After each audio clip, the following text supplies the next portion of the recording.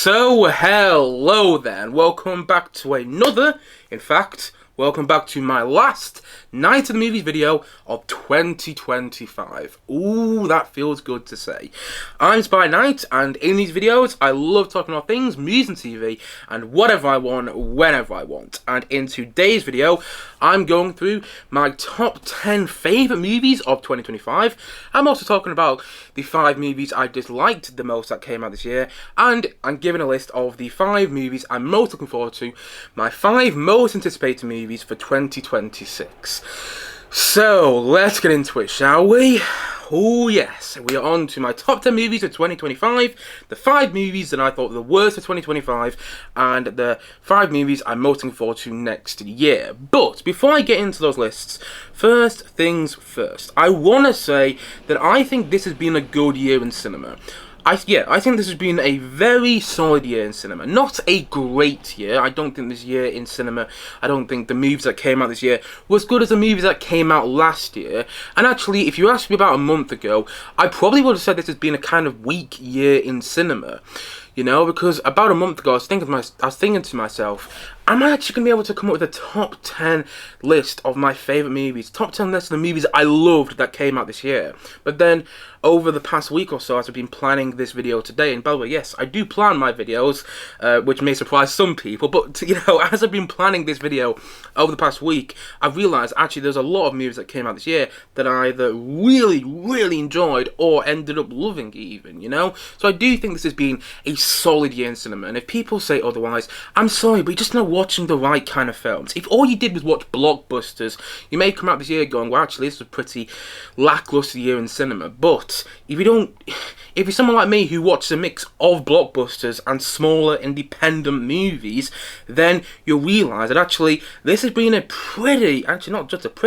very good year in cinema. Again, not a great year in cinema. I think last year was a better year, but I do think this has been a really good year in cinema, and one of the reasons I think it's been a really good year in cinema is because a lot of the great movies that came out this year have been sort of spread out throughout the year. Usually, in the past couple of years, you get to like September, and the best movies of the year suddenly come out of their hiding place, you know? They suddenly start being released, and it's because that becomes Oscar season. But this year, I actually think Oscar season has been a bit hit and miss. I mean, there's some movies that came out since September which I've absolutely loved, some which have made my top 5 of this year, but there's also been some other movies that I was really looking forward to that were coming out in the later half of this year, and then they ended up disappointing me. And there's actually some movies that, when I was making my list of my top 10 movies of 2025, I was like, oh my god, that film came out in like March, or that film came out in April, and I ended up loving it.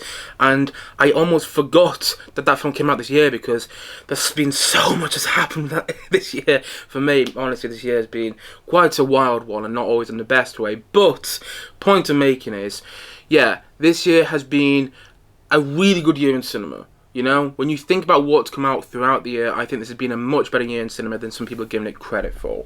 And I also want to say, before I get into my lists, that I don't watch every movie that comes out. I'm not one of those people that watches every movie that comes out, because I simply don't have the time.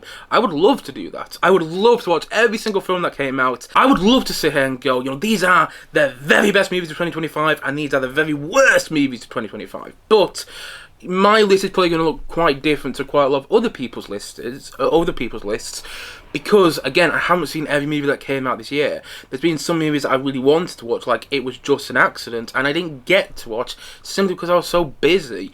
And it pains me to say this, but there's no foreign language movies on any of my lists for this year, and I need to make sure next year that I watch more foreign language films, because, you know, I should be. And, you know, there's many great foreign language films. I'm sure there'll be many great foreign language films that came out this year.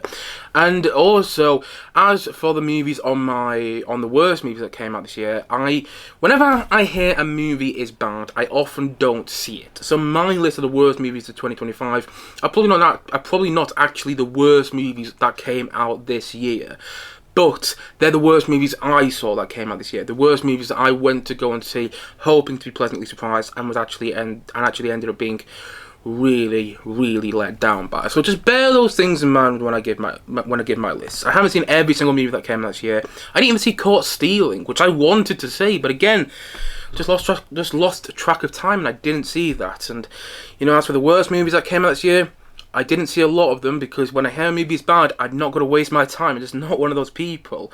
Yeah, unless the movie interests me and I still hear it's bad, I'm not going to go and see it. You know, there's been some movies, there's some movies in my top 5 worst movies of 2025 list, which I'm about to get into, where it's like, okay, there's some people involved in that film that I really liked, and I wanted to see that movie for that reason, even though I heard it was bad. But if I hear a movie is just plain bad, like Five Nights at Freddy's 2, I'm not going to go and see it, because I don't have much interest in it. So there you go. Hopefully you get the point I am making. So yes, let's get into my list, shall we? Let's stop me rambling on, and let's get into my list of my top 10 movies of 2025, and my 5 most anticipated movies of 2026, and the 5 movies I disliked the most that came out this year. Let's start off with the negatives, shall we? Let's start off with the 5 worst movies that came out this year, in my opinion. My opinion. There we go. My opinion. So, number 5 on this list is here. A movie that, if you live in the US, came out last year. It actually came out in 2024. But in the UK, this film, I think, came out in January of this year. And oh my god, I was very disappointed by this film. It was directed by Robert Zemeckis, who has directed many great films in the past, like Back to the Future, Castaway. I mean, you know, he's directed what many people consider a Christmas classic in The Polar Express, and this film consisted of him teaming up with the team that he made Forrest Gump with. Yes, the director Forrest Gump re-teamed with Tom Hanks and Robin Wright, the 2 stars of Forrest Gump, for this film. And oh my god, as I've already said, was it a big disappointment. The film all takes place in one location, and yet somehow it feels rushed, and it just feels like it's jumping about way too much. And I really don't remember much from here, but I just remember leaving that cinema and feeling like, what the hell did I just watch? Was that meant to be melancholic? Was that meant to be sentimental? Was that meant to be like Robert Zemeckis' version of, you know, The Fabelmans? But it didn't hit me emotionally whatsoever, and I didn't care about anything going on. Yeah, that film, I felt, was quite an empty one, and it left me feeling empty as well. So that's why number 5 on my 5 worst movies of 2025 is here. Number 4 on my 5 worst movies of this year is Death of a Unicorn. Again, a movie which I almost forgot came out this year. I think it came out in March, if I'm not mistaken. And I remember going to watch that movie and really looking forward to it. I actually heard some pretty good things about it. And you know, it was like this unicorn sort of slasher film. Maybe not slasher is the right word, but this film when a unicorn goes around killing all these rich people in a household. And it sounded, again, like it was going to be a really enjoyable time at the cinema. It sounded like it was going to be sort of like Black Mirror type film. But I came out of the cinema and I was just like, oh my god, that was painful to watch. Like, oh, it just went on and on and on. The film, I'm not sure how long it was, but it felt 3 hours long. I did not like any of the characters, and I didn't really think the performances were too good either. And the film has some really good actors in, like Paul Rudd, Jenna Ortega, William Poulter, Richard E. Grant was in the film, if I remember correctly. Yeah, the film had some really good actors, but they were all kind of wasted, and it felt like a bad Black Mirror episode. You know, in Black Mirror, you get some really great episodes, and then you also get some naff ones. And actually, there was an episode of Black Mirror where somebody turns into a werewolf. If I remember correctly, I think it was in like 2 seasons ago on Black Mirror, and the same sort of thing happened in this film, and it wasn't that good. And also, the CGI on the unicorn looked terrible. It looked like something out of a PS2 video game. And I'm not joking. Sometimes people say that, and they're clearly not telling the truth. When it comes to this movie, honestly, I mean it. It looked really, really bad. And the film itself, again, should have been wildly entertaining, but was actually enormously disappointing. So that's why Death of a Unicorn is number 4 on my worst movies of this year. Number 3 on my worst movies of this year is After the Hunt. Now, when I first saw this, I didn't hate it. I just kind of came out of the cinema going, it wasn't really for me. But the more I think about After the Hunt, the more I think, that was a really, really bad film. In so many ways. I mean, the film is directed by Luca Guadagnino. Apologies, mispronounced his name then. I'm pretty sure I did mispronounce his name. But the film is directed by good filmmakers. It's the same guy who directed Challengers. It's the same guy who directed Call Me By Your Name. He is a good director. But I thought this film was sloppily directed. I didn't think any of the characters were likeable. The performances were good, but I didn't think anyone was Oscar worthy. Like, people are saying Julie Roberts in this film is the front runner to win the Oscar for Best Lead Actress. And I'm like, have you seen Jessie Buckley in Hamlet? Or Hamnet? That's what it's called. Have you seen Jessie Buckley in Hamlet? I mean, I'm not going to spoil anything. Oh, yeah, I'm going to spoil something now. Hamlet doesn't make any of my lists because it wasn't really my sort of film. And I have already seen it, by the way. I know it doesn't come out until early January, but still, I have already seen it. However, Jessie Buckley, although Hamlet wasn't really my kind of film, I thought she was really terrific in that movie, and far better than Julia Roberts in this film. Julia Roberts in After the Hun, nothing that I hadn't already seen her do. And Andrew Garfield was actually the best part of the film, in my opinion. His performance was the best part of the film, but he's not in the film that much. He's only in like 10 minutes, if that, if I remember correctly. And it feels like one of those movies which is just trying to be edgy for the sake of it. It's just trying to be controversial because, we live in these times when, these sort of things happen. And should we believe these sort of things when they happen? It's just like, oh, really? You've got to do something else. And the film is pulling in all these different directions. And again, the characters are so unlikable. Michael Stuhlbarg, who I like as an actor, is terrible in the film. And the character's so frustrating to watch. And I get that might be the point, but that doesn't make it good. I didn't think any of the film was really that well written, and it felt like it was just, like I said before, trying to be edgy for the sake of it. And again, the more I think about After the Hunt, the more I think, what were they thinking when they made that movie? So that is why After the Hunt is number 3 on my worst movies of 2025. Number 2 on my worst movies of 2025 is a film which only came out on streaming, if I'm not mistaken. I don't think it had a theatrical release, and I'm not surprised. It is Another Simple Favor. Funny thing is, I don't know if I loved, but I really enjoyed, and I mean really enjoyed, the first Simple Favor. I had a blast with that film, and I was hoping they'd recapture that same magic when it came to this movie. But it really felt like they were making up the plot as we went along. And I don't even remember how the film ended. I remember how the first Simple Favor ended. I don't remember how the sequel ended. I have no idea. I remember there being something to do with a twin. I remember there being something to do with what's her name? CJ from The West Wing. I forgot the actress's name is now. Oh, anyway, I just remember there being a bunch of stuff with random people. Some characters from the first one came back, and I wasn't really sure why. And the whole film I was watching, going, "What are we doing here? Where are we going with this?" And the more it went on, the more it made me think we didn't need a sequel to the first Simple Favor. And I'm not surprised it's gone straight to Prime Video. I think that's the streaming service it ended up on. I'm really not surprised because the film simply isn't any good. And again, it's one of those films where the first time I watched it, I was like, okay, it was bad. I didn't like it, but it could have been much worse. And the more I've sat with it, the more I've gone, oh no, wait, it really was bad. And I mean, really, really bad. Like,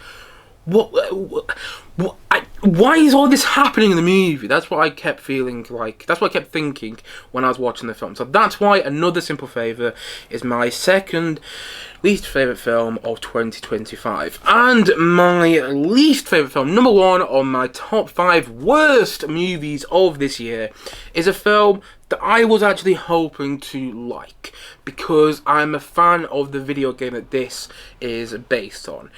But I did not like the movie one bit, and that film is a Minecraft movie.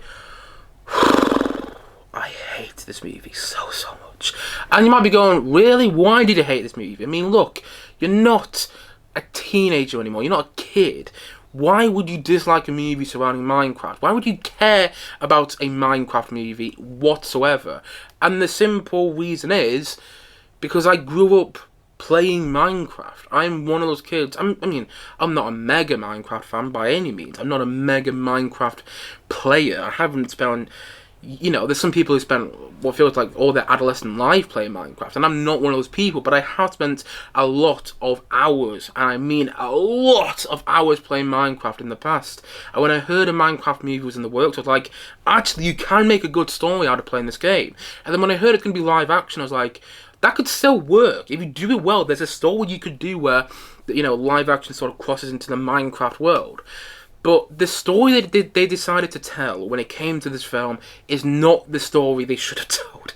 This is the worst result of a movie based on the Minecraft video game that you could have gotten, in my opinion. It's already been greenlit for a sequel. I mean, I know there are people who enjoy this film, and there's some people who enjoy it ironically, and there's some people who don't, who just enjoy the film. You don't just enjoy it ironically, you actually think the film is quite enjoyable. And if you're one of those people, that's great. I don't want to take that away from you.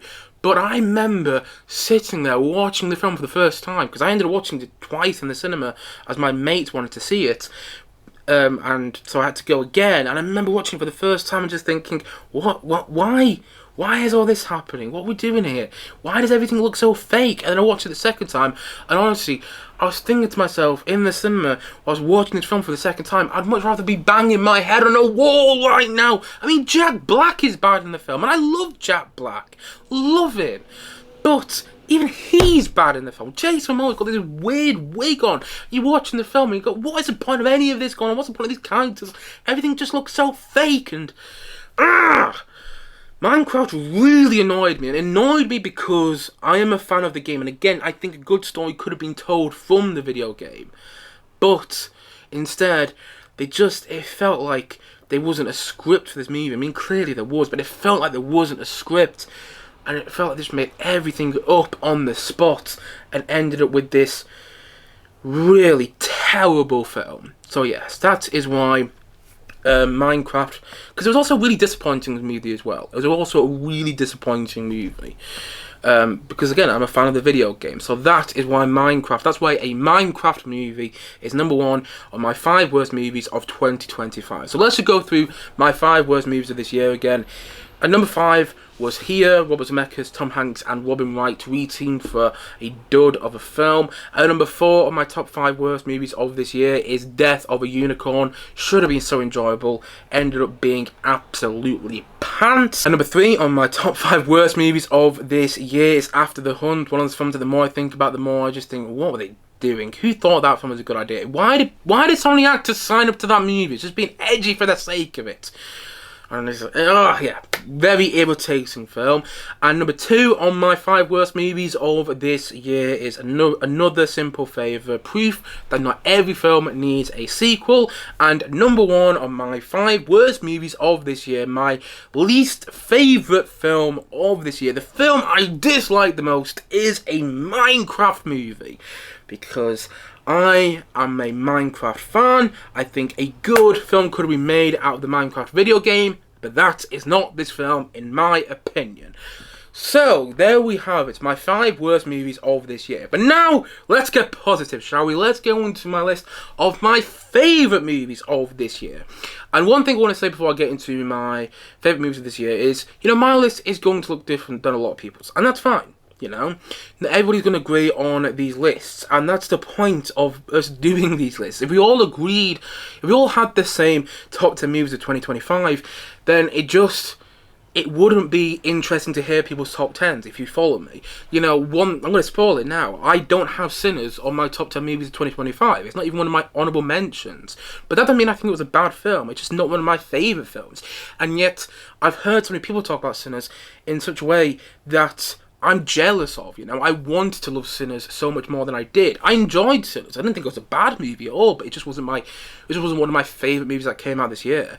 And so, you know, when you're listening to my list, when you're hearing me say it over the next, I don't know how long it's going to take, let's say over the next half an hour in this video, you might be going, really? That's on your top 10 movies of 2025 and Sinners isn't?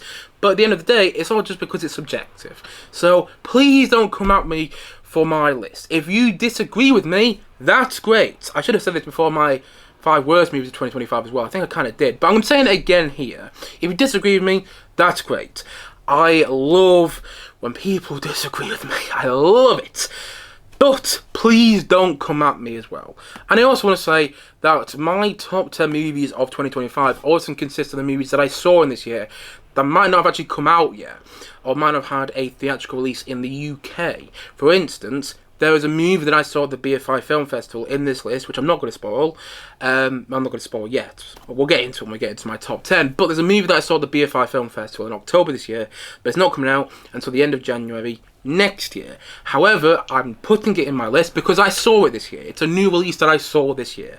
So that, you know, you could say it's cheating. You could say it's cheating for sure. But I wanted to say it anyway because, well, I saw it this year, and for me, it was a new movie which came out this year. So there we go. So yes, let's get into my top 10 movies of this year. My top 10 favourite movies that came out this year. And again, this is just my list. Your list is going to be different. So, before we get into what was my 10th favourite film of this year, let's start off with some honourable mentions. Honourable mention number 1 is Nuremberg, a World War II drama that was surprisingly timely.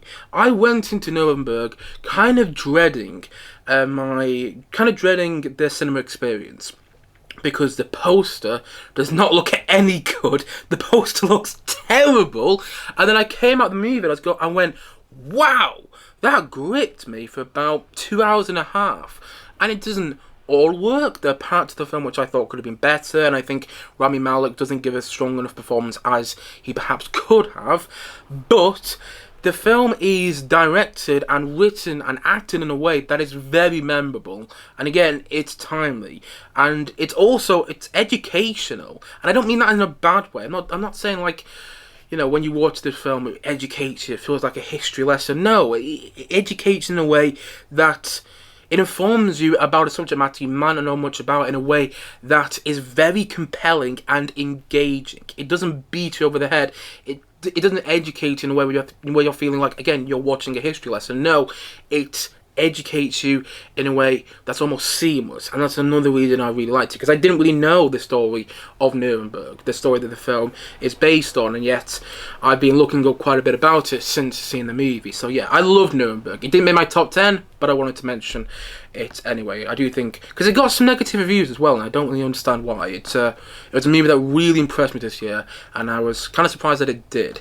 Another honourable mention for me is Saturday Night. Now, this film in the US came out in 2024, came out at the end of 2024 in the US, but in the UK this film came out, I think, in January, and so I almost forgot that this film came out this year, because, you know, I watch many American film pundits online, so I was kind of under the impression that it came out last year, but no, I live in the UK, so for me, this movie came out this year, which is what I'm talking about it now. And I love movies which take behind the making of a TV show or a film, and when that is done, when those sort of movies are done well, they can be both enormously entertaining to watch and also fascinating in a way. You know, they can inform you on something you didn't know much about and actually make you appreciate it in a new light.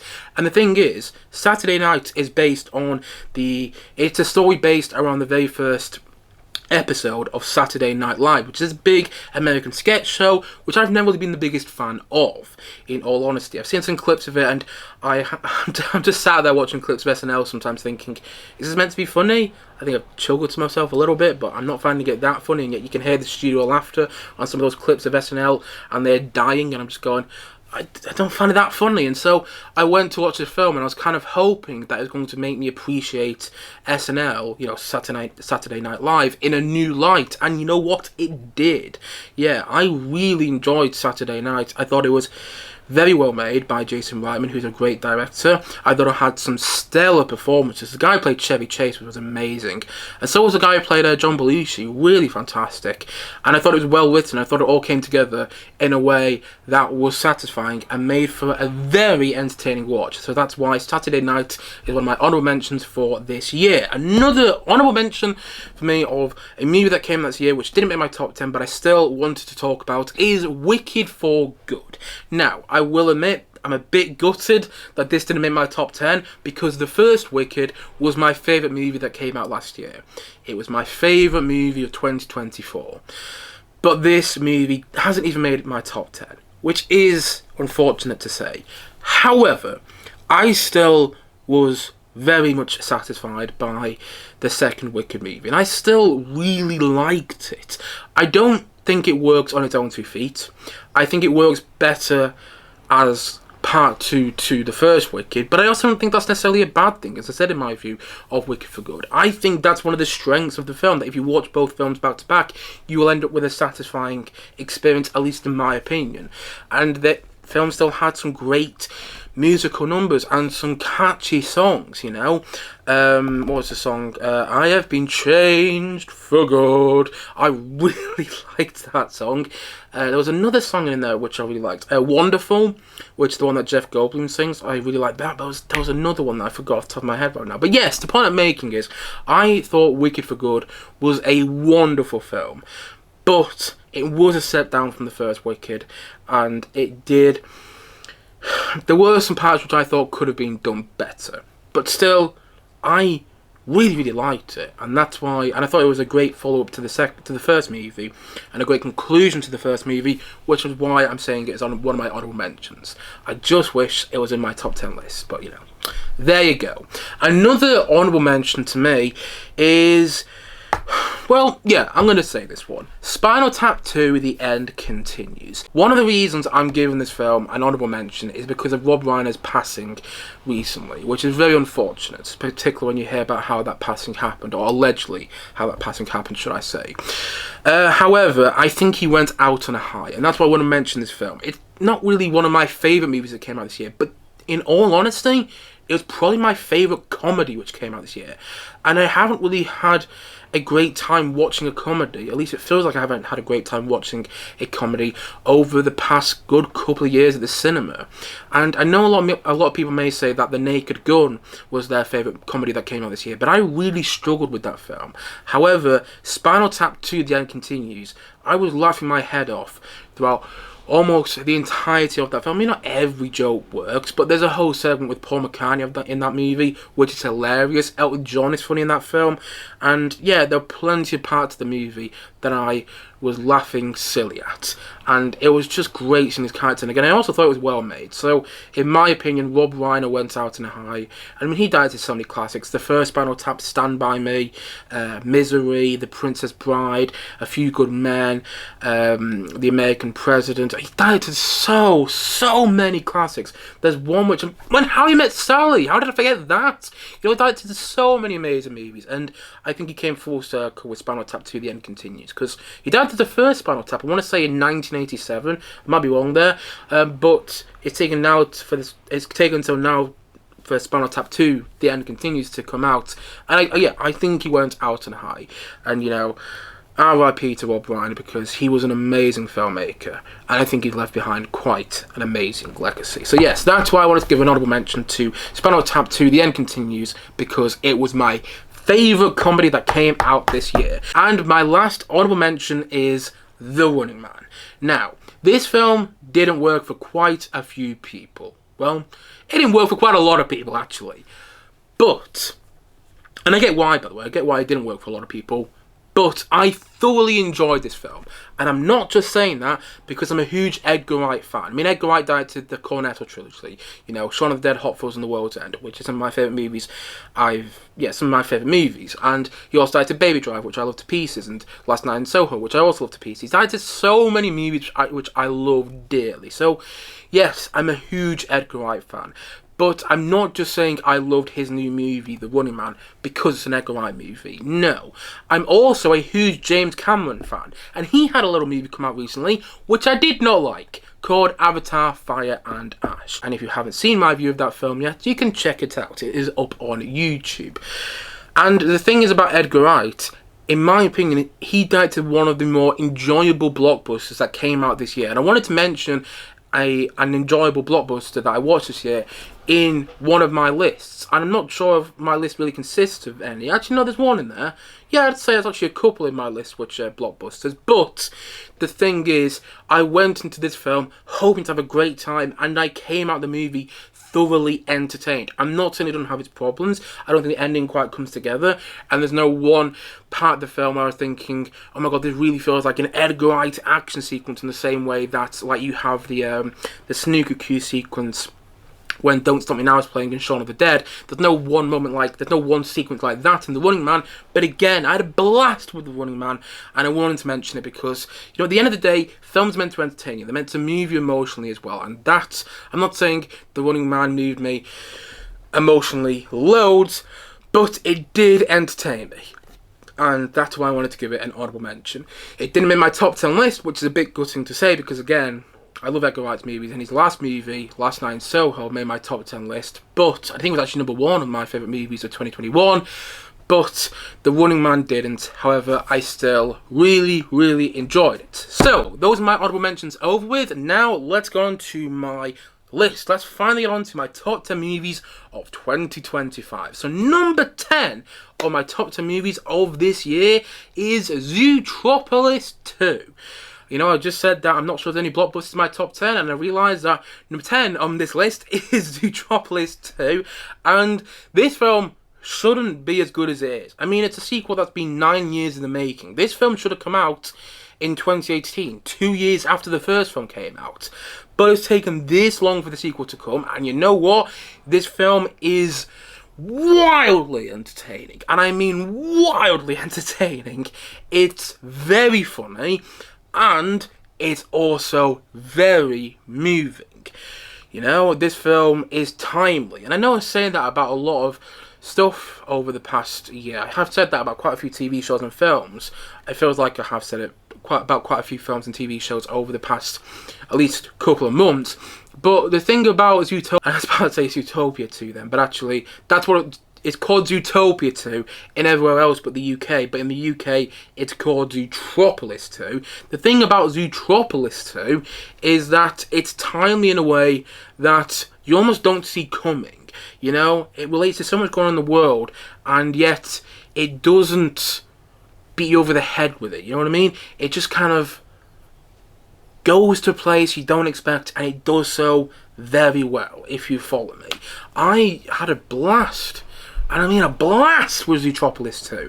And it's so much better than it has any right to be. It's one of the best Disney sequels that have come out over the past good few years. At least it feels like it is one of the best Disney sequels. I mean, I may look back on some of my reviews over the past couple of years and realise, actually, I probably enjoyed that film more. But when I'm thinking about it right now, Zootropolis 2, yes, is one of the better sequels that came out over, one of the better Disney sequels, that came out over the past couple of years.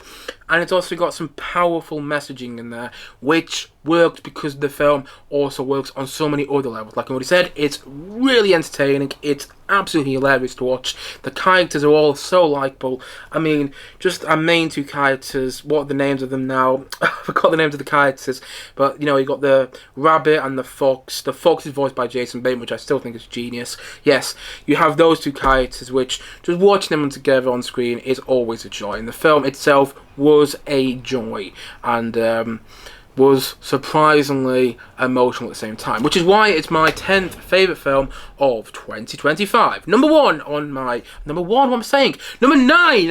favourite films of 2025 is 28 Years Later. Now, I understand not everybody loved this movie, and I completely get why, but this film surprised me.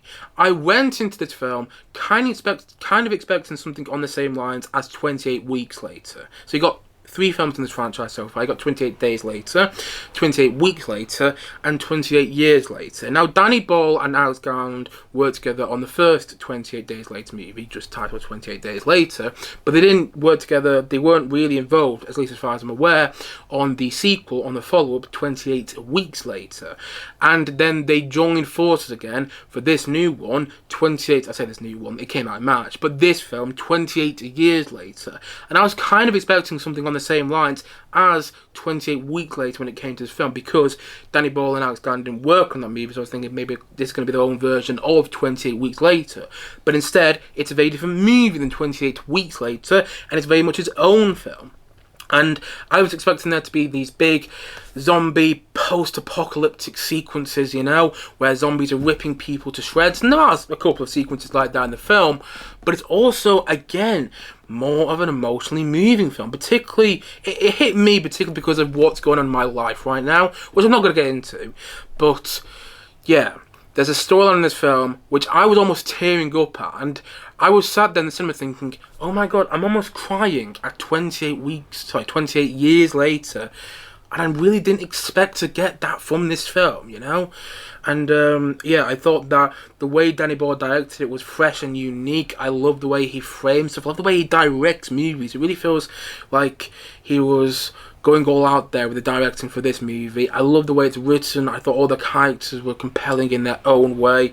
And I had quite an experience watching this movie in the cinema. It also helped that yeah, one of the main locations that this film is set is the Holy Island, and I've been there for holiday. I've been on holiday a couple of times over the past couple of years, so there we go. Yes, I loved 28 Years Later, and that is why it's my 9th favourite film of this year.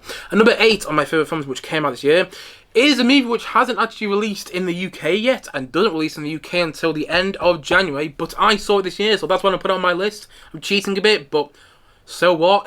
Sound a bit arrogant of me there, but still, number 8 on my favourite movies of this year is This Thing On? Now, this is a new movie from Bradley Cooper, who also directed the remake of A Star Is Born with Lady Gaga, and he directed Maestro, which starred Carey Mulligan, who may make another mention later on in this list. This is his new movie. This Thing On is his new film, and I went into this film not really knowing what to expect. And I was really taken by it. I thought it was very entertaining, and also, again, I found it moving. I believed in the central relationship between Will Arnett and Laura Dern's characters. I also think they give stellar performance in the film. You know, Laura Dern, who's always amazing. I mean, she's an Oscar-winning actress now. Not that the Oscars really matter, but she's an Oscar-winning actress now, and you understand why. Especially when you're watching this film. And she didn't win an Oscar for this movie, but you're watching her performance, and there's one scene, I'm not going to spoil it, but there's one scene where she's watching someone from a distance, and you're watching her and you're just thinking, you are saying so much without actually saying so much through your facial expressions in that one scene. Also, Will Arnett is fantastic in the film. He gives in my opinion, a career-turning performance, and I've loved Will Arnett ever since Arrested Development. He also voiced Lego Batman in the Lego movies.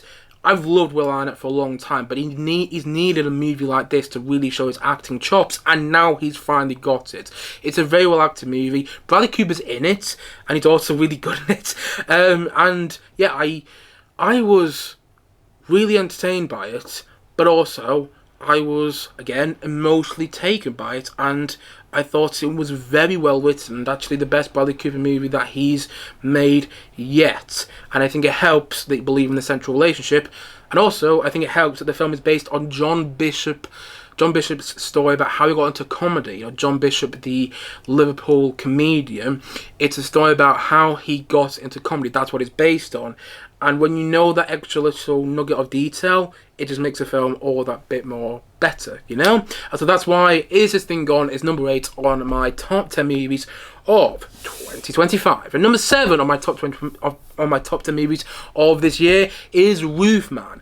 This is a crowd pleaser about a nice burglar. Yes, this film is based on a true story about this quote-unquote nice burglar who used to he used to rob McDonald's and Burger Kings, and when he would do so, he would always be really nice to the people he was robbing. Like, you see earlier on in this movie that he's robbing this McDonald's, and one of the people who's working there, who he's holding up while he's robbing, gets a bit cold. You know, he's trying to put them in the freezer, and he says, oh, I don't have a jacket. And so the robber, played by Channing Tatum in this movie, he gives his jacket to one of the people he has to lock in the freezer whilst he robs McDonald's.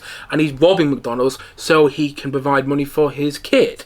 And yeah, the film is essentially about this nice burglar who ends up getting caught for robbing these McDonald's and these Burger Kings, and then he manages to escape prison, and he hides out in this Toys R Us for what I think is about a year in the movie. It might be wrong. It might be over a year actually.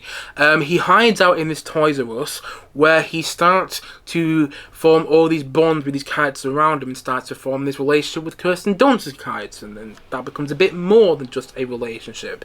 And as the film goes on, certain things start happening which might give him away, might give away his hiding out away, might give him away as to who he really is, because he's this wanted criminal. People realise by now he's escaped from prison, but they don't know where he is, and he's hiding out in this Toys R Us. And again, apparently it's based on a true story, which makes it all the more better. And this is one of those crowd pleasers that when you watch, you're just, you're thoroughly entertained by it. You're thoroughly entertained by it. I mean, at least I was. And again, it's very funny, but also moving. That's the thing about a lot of these that I keep talking about. They're always entertaining and moving, and they're also funny. A lot of the best movies that come out this year, and Wolfman is no different. It also helps that it's a very unique story, and it's made really well. It's made with care and attention from a director who clearly wanted to tell this story. And it's about realising that you can't run away from your past, and it's about realising that you can have a second chance, but second chances come with a catch. Let's just say that. Yes, I loved Wolfman, hence why it's my 7th favourite movie that came out this year. My 6th favourite movie that came out this year is one that actually came out quite early on the year. I think it came out early March, and that film is The Ballad of Wallace Island.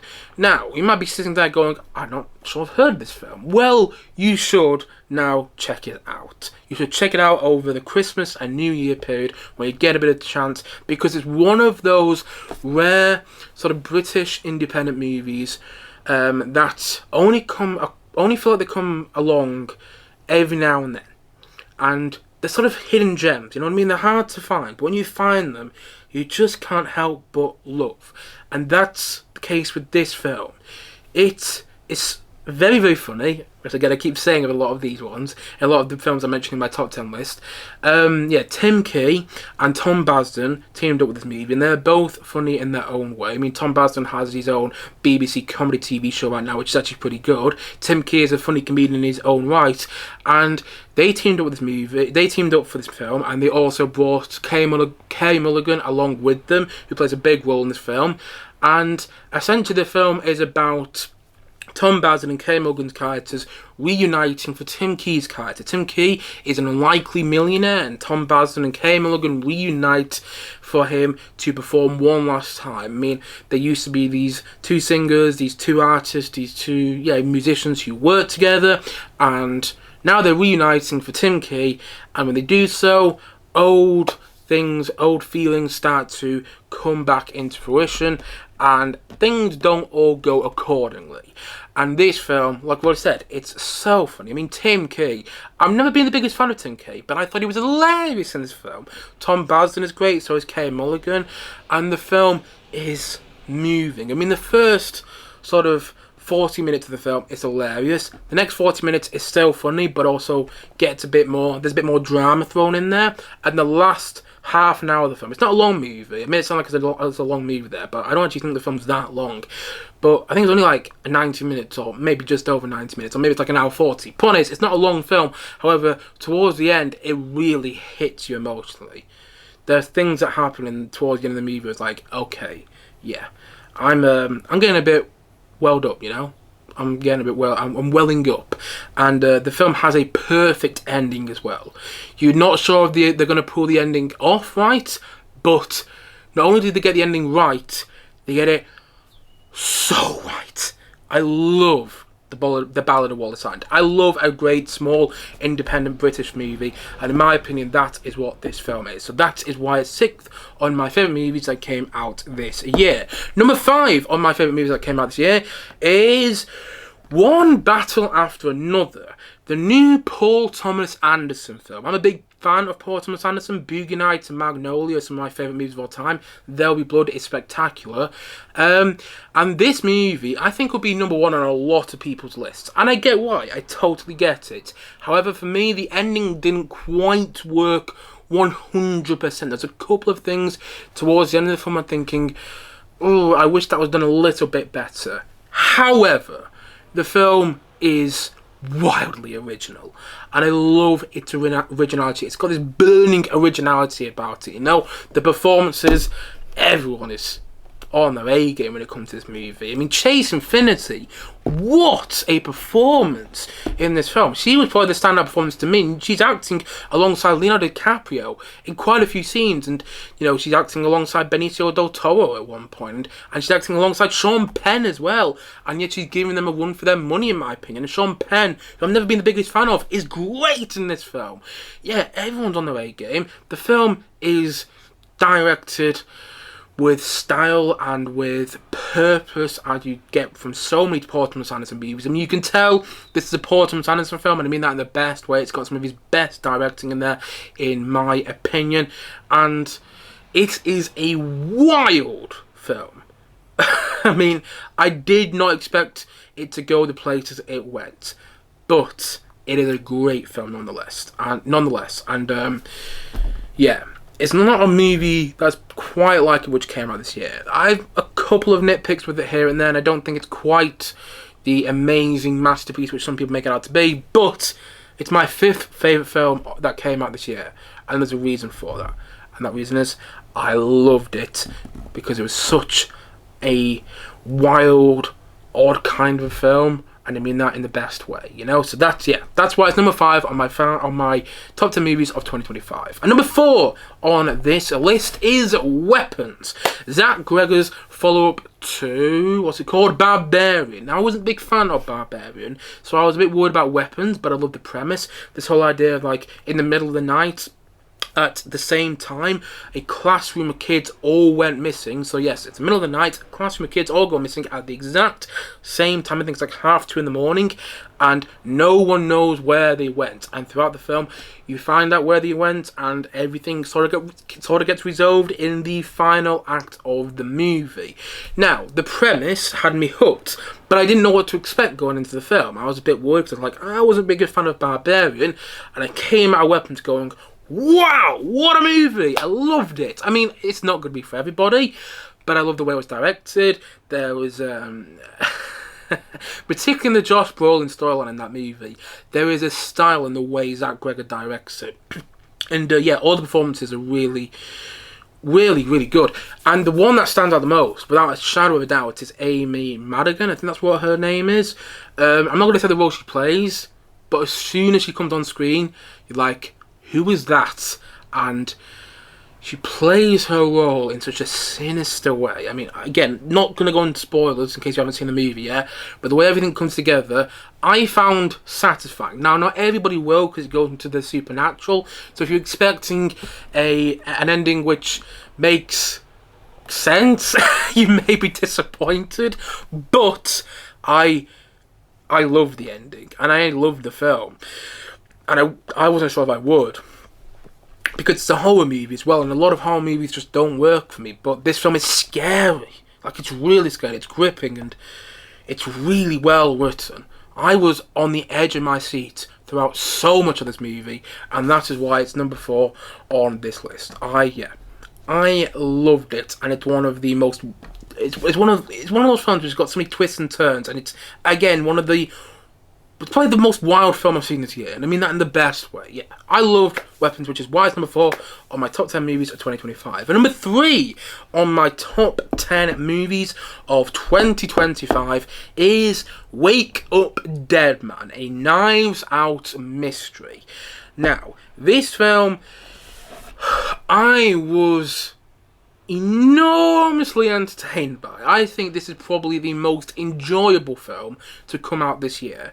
So I remember going, why is it not number 1? And honestly, I'm not sure I could give you a good reason, but I suppose it's because the other 2 movies on this list I was more emotionally taken by, you know, but this movie does have more of an emotional underlining to it. This movie has more of a heart to it, in my opinion, than the last 2 Knives Out films. And I loved the last 2 Knives Out films. I'm not dissing those movies at all, but this movie was, in my opinion, the best Knives Out film. I've seen the movie twice now, and both times I am so incredibly amazed by the writing, because there's a lot of setup in this movie, there's a lot happening, there's a lot of moving pieces, and at any point the writing and the directing could have let something down and the whole film wouldn't have worked. You know, it's one of those films where everything has to work in order to make the finale work. And I was worried watching this film for the first time in the cinema. I was worried thinking, oh my god, is he not going to make the ending work? Is something going to fall apart?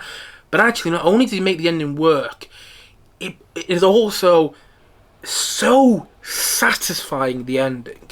You get to the ending and you're like, oh, it all comes together in a way which I didn't see coming. I mean, I guessed part of the reveal, a small part of the reveal, but I didn't guess a lot of the reveal. And I think that's a big plus when it comes to this movie. You don't want to guess how the movie's going to come together. And I didn't when it came to this film. I didn't guess what was really going on. And I watched it again on streaming about a week ago now. And I loved it even more. And I didn't think I would, you know. Sometimes when I watch a movie in the cinema, I go, okay, that was great, and then I watch it on streaming, or I watch it on DVD, and I'm like, it wasn't as great as I remember it being. You know, sometimes the cinema experience can inflate your experience. But that didn't happen with Wake Up Dead Man. I watched it on streaming, on Netflix, and I was still so into it. I was like, oh, look at the writing. I mean, Rian Johnson does it again. I'm becoming a huge Rian Johnson fan, and I hope he makes so much more of these Knives Out movies, because if they continue being as great as this, then I am going to watch every single one of them, probably about 15 times.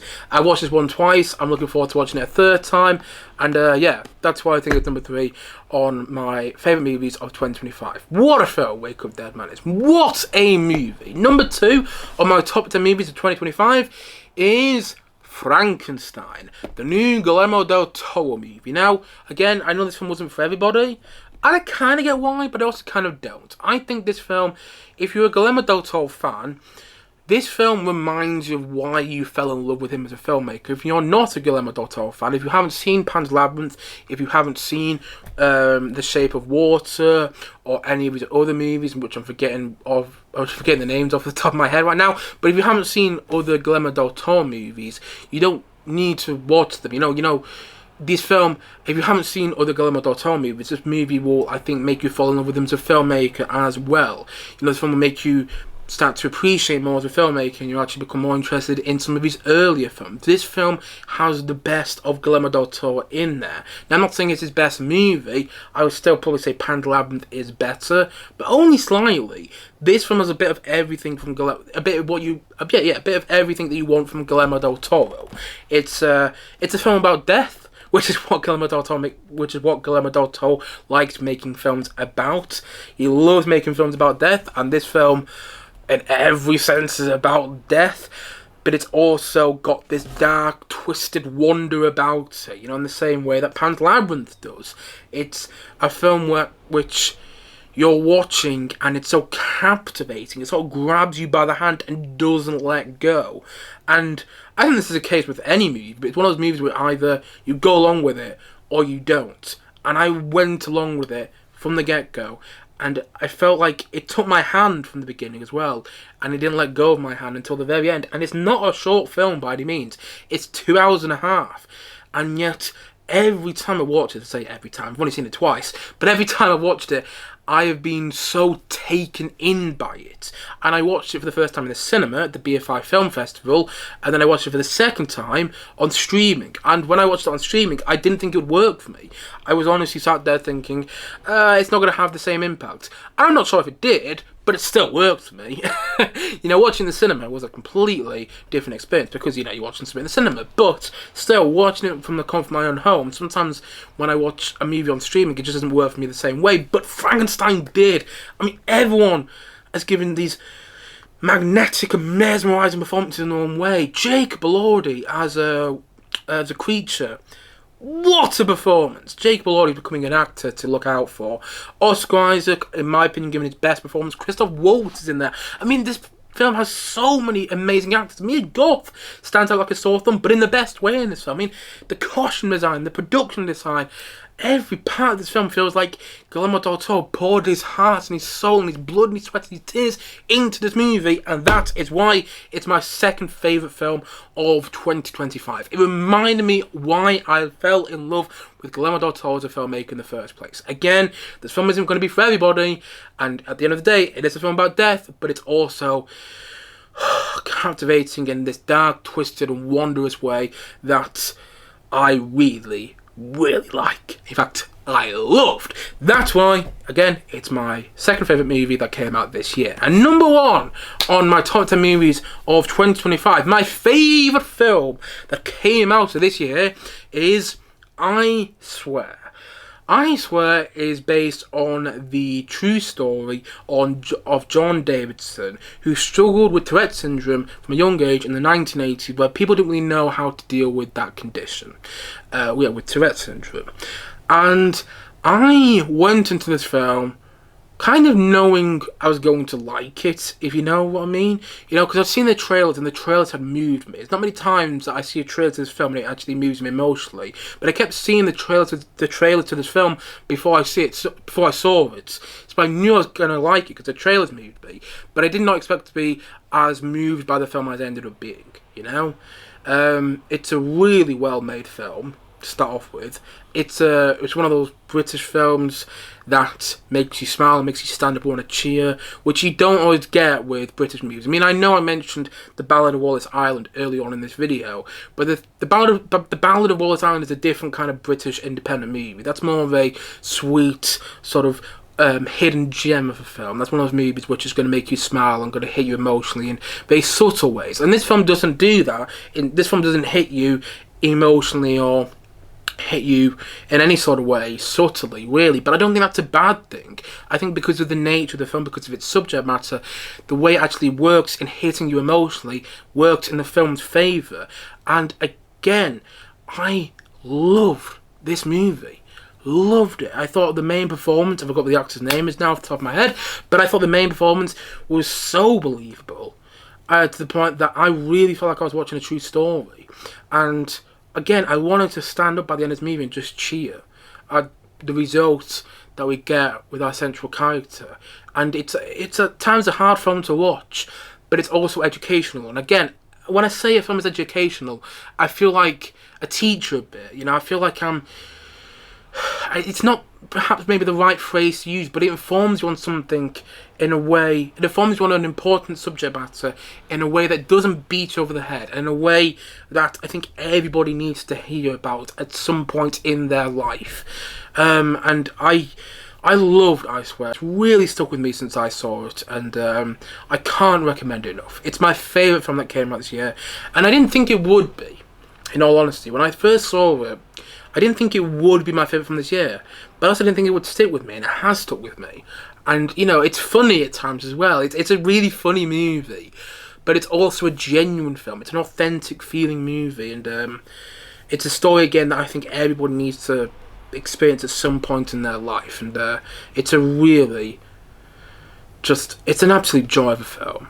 It's one of those British movies that is like The Full Monty, where there's a dark subject matter at the centre, and there's some heartbreaking and really emotional stuff that goes on in the movie, but it's also an uplifting film, it's an inspiring film, and it leaves you with the biggest grin on your face, and that's exactly what it did for me. And so that is why I Swear is my favourite film that came out this year. So let's just go through my top 10 list once again. And number 10 on my top 10 movies of this year is Zootropolis 2, a sequel 9 years in the making that is far better than it has any right to be. And number 9 on my top 10 films of 2025 is 28 Years Later. Not the film I expected it to be, and also kind of the film I expected it to be, and in all the best ways. Danny Boyle did it again, proving once again why he is a fantastic filmmaker. And number 8 on my favourite films of this year is a movie which hasn't actually come out in the UK, but I've seen already, so it's a bit cheating, but you know, so what? And that movie is This Thing On, Bradley Cooper's new film, which shows Will Arnett in a completely different acting light, and it's also incredibly well made and really a great watch. And number 7 on my top 10 films of this year is Roofman, a crowd pleaser all about a nice burglar and a story that is kind of stranger than fiction, and is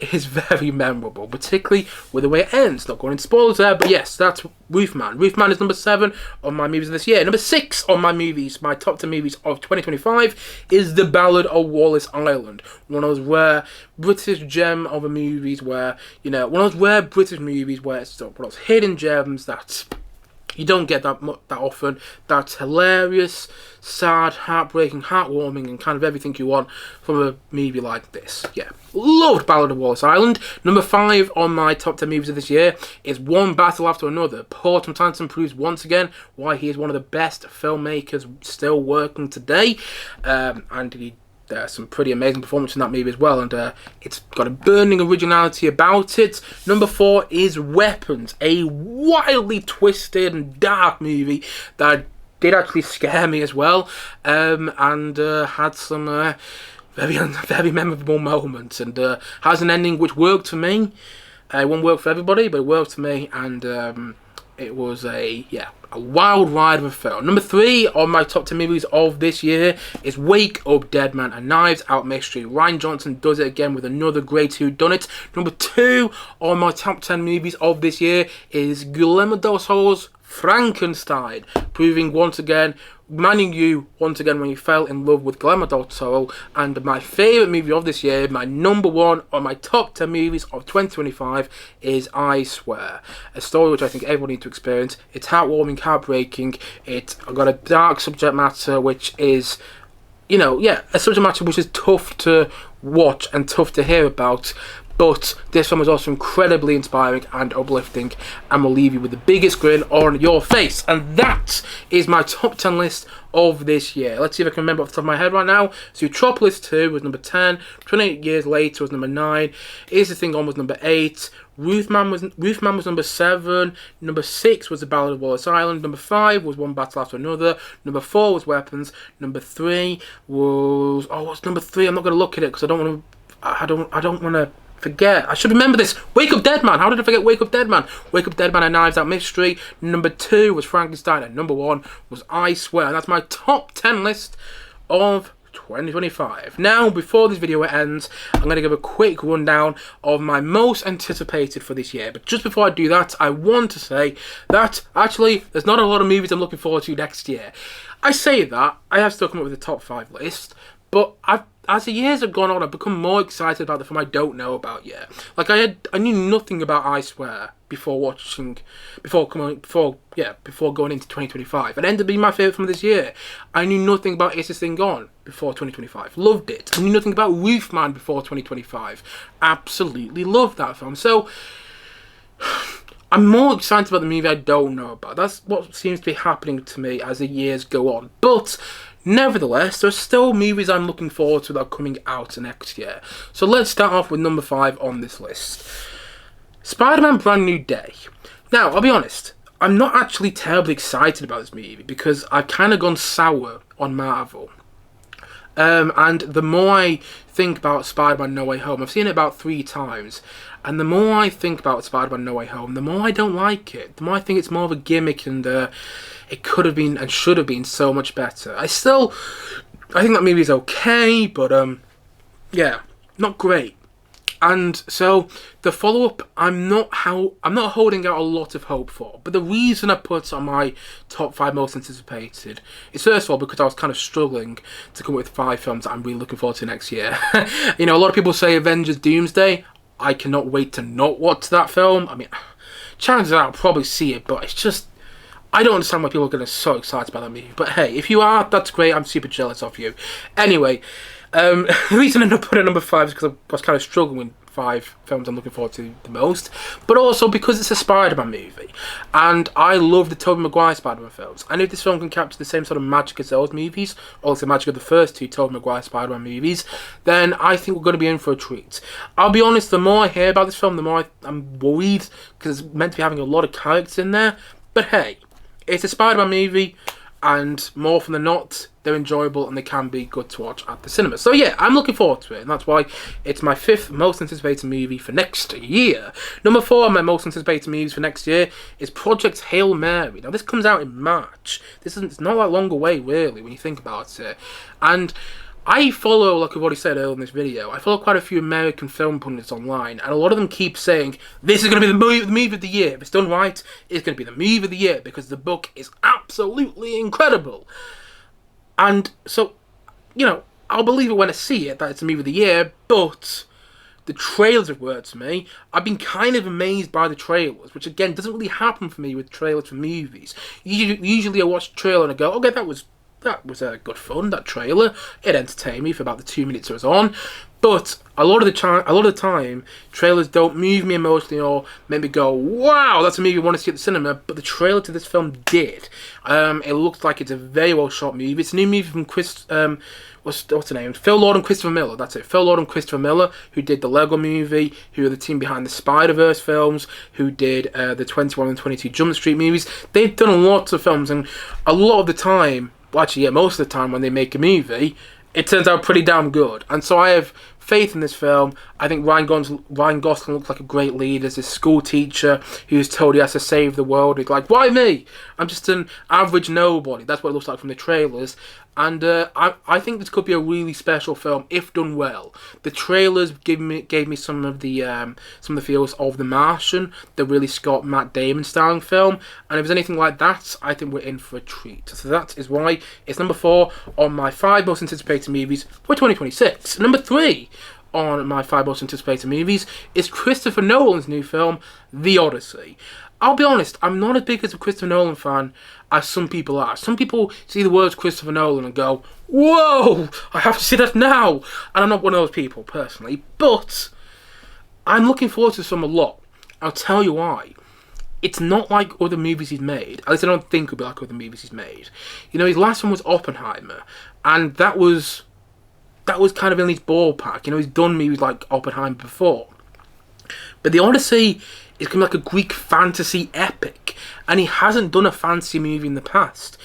He has done sci-fi movies, and he's done them very well, for sure.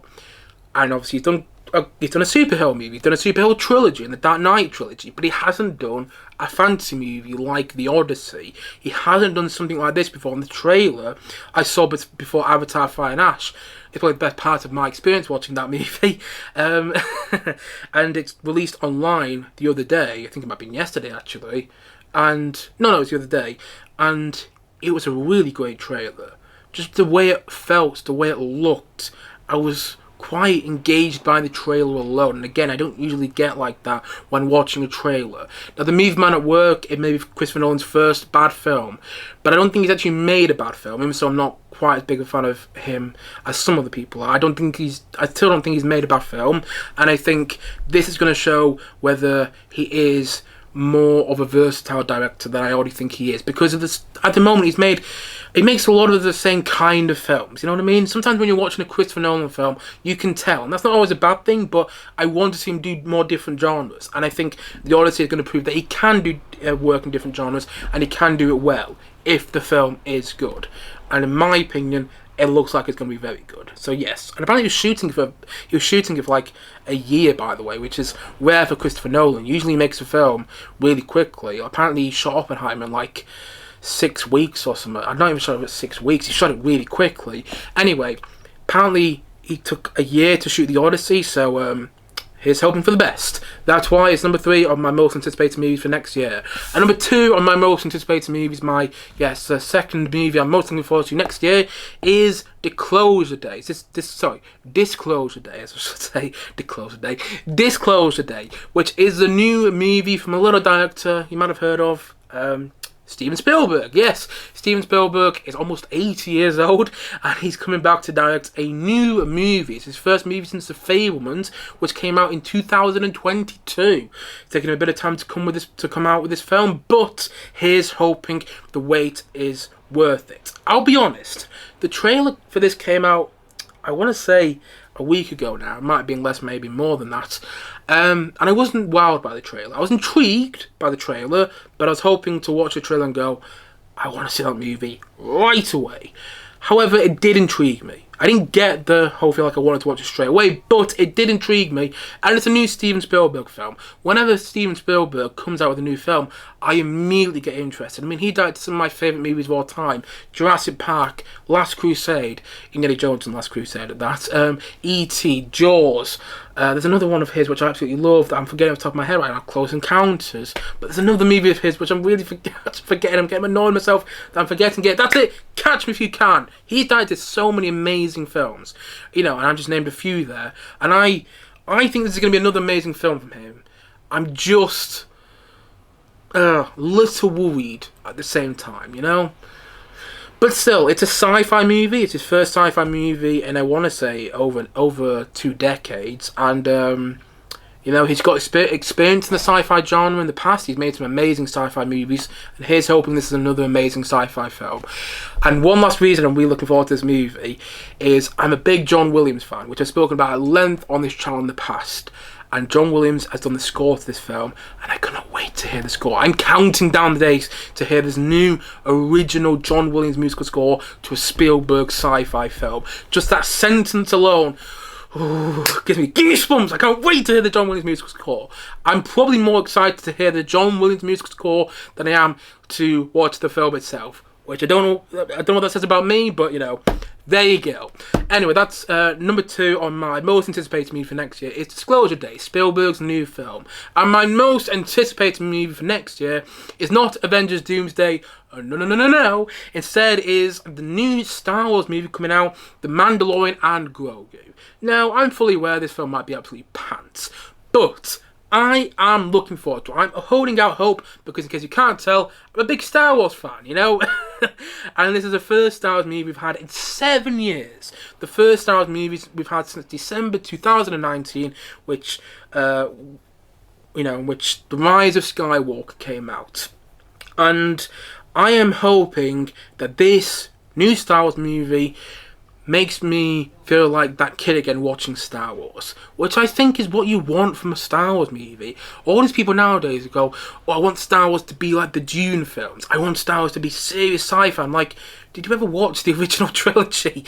I mean, in the third Star Wars movie, Return of the Jedi, which is the third Star Wars movie released, I know it's the 6th in the timeline, but still, in the third Star Wars movie that was released, essentially Muppets take down the Empire. I mean, they're not Muppets, they're bears, but it's just these small, cute-looking bears take down the Empire, and all these people, all these 40-year-old men nowadays who are going about, Star Wars needs to be serious again, it needs to have good writing, it needs to have good characters, and it needs to have the Dune films. I'm like, guys, did you ever watch Star Wars in the first place? It never was like that. There's been some amazing Star Wars which has been more serious over the past couple of years, like the Andor TV series, but I want a Star Wars movie which reminds me why I fell in love with Star Wars in the first place. And you know what? I didn't fall in love with Star Wars in the first place because it was like Dune. I didn't even know what Dune was until the first Dune movie came out a few years ago now. I want a Star Wars movie which reminds me of why I fell in love with Star Wars. And that's because it was the most enjoyable thing in the world to me when I first saw it. And I'm hoping The Mandalorian Grogu reminds me of that. I'm a bit worried because The Mandalorian Season 3 was the weakest season in my opinion. But hey, I still think this is going to be a really enjoyable film. Jon Favreau, who's directed many great movies in the past, like Chef, Elf, which is a Christmas classic for so many people. He also directed another movie which I can get on the top of my head right now. He's a really good director, and he's the person behind The Mandalorian TV show, and he's directed this movie, so that's given me more confidence in it. The trailer didn't sell me, I'll be honest, but I am still hoping that this is another Star Wars movie. I'm still hoping that this is a Star Wars movie which is going to remind me as to why I fell in love with Star Wars in the first place. Maybe I'm being naive, and maybe this film won't do that for me, but, fingers crossed that The Mandalorian and Grogu surprises not only me, but surprises everybody and turns out to be a great film, and makes that wait of 7 years for a new Star Wars movie to come out in the cinema worth the wait. And that is why The Mandalorian Grogu is my most anticipated movie for next year. But even The Mandalorian Grogu, I'll be lying if I said I was literally counting down the minutes to see it, because I'm not. Because as I've already said, the movie I'm most looking forward to is a film I don't know about yet. The film which is going to surprise me in all the right ways, which I haven't even heard about yet, and it's going to end up being my favourite film of next year.